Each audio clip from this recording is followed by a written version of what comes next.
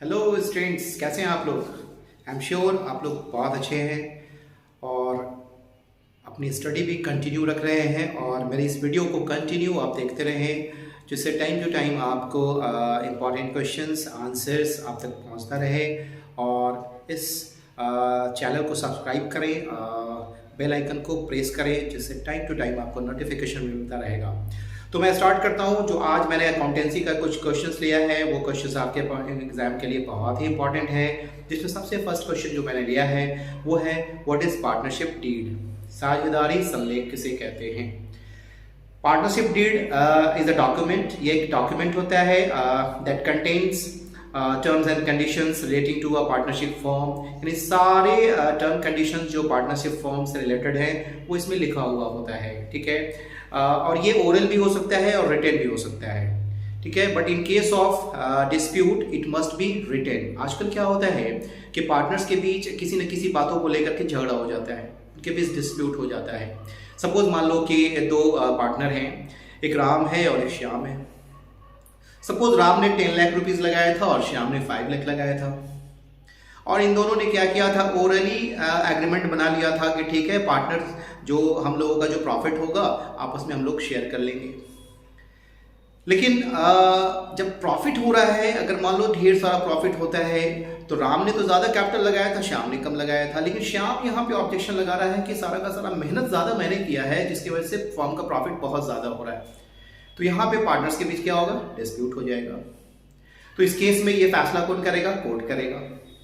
तो यहाँ पे पार्टनरशिप डीड में कहा गया है कि जो प्रोविजन है, जो इंडियन पार्टनरशिप एक्ट 32 बताता है कि अगर पार्टनर्स के बीच एग्रीमेंट रिटन नहीं है तो वहां पे प्रॉफिट और लॉस किस रेशियो में होगा, इक्वल रेशियो में होगा।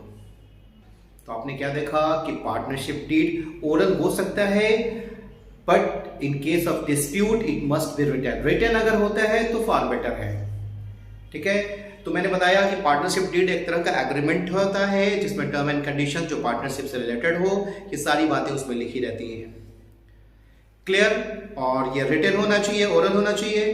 तो कह सकते हैं ये रिटन भी हो सकता है और ओरल भी हो सकता है, यानी मौखिक भी हो सकता है और लिखित भी हो सकता है।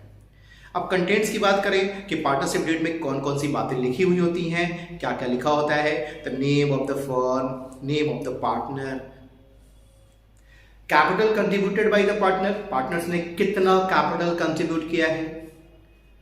इंटरेस्ट ऑन कैपिटल, किस रेट से पार्टनर्स को मिलेगा, that means interest on capital, interest on capital of the partner, at what rate the interest on capital will be charged.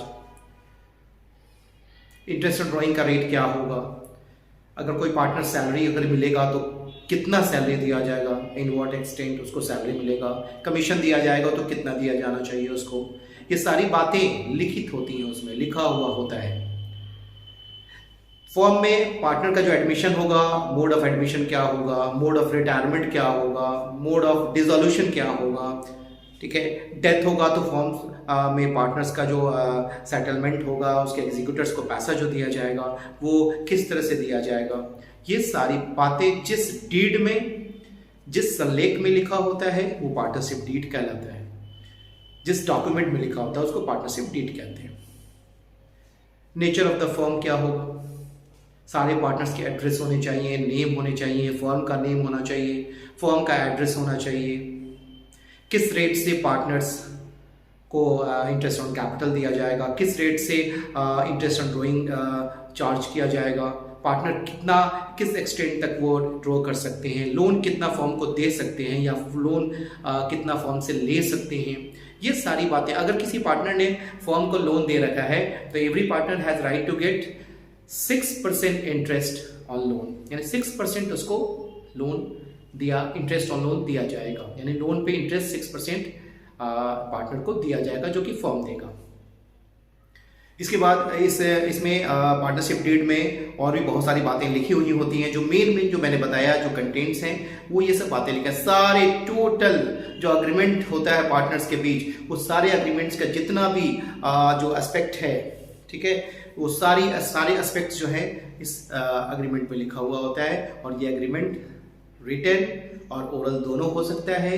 ये जरूरी नहीं है कि ओरल ना हो, रिटन ही हो, लेकिन रिटन होना ज़्यादा बेहतर है।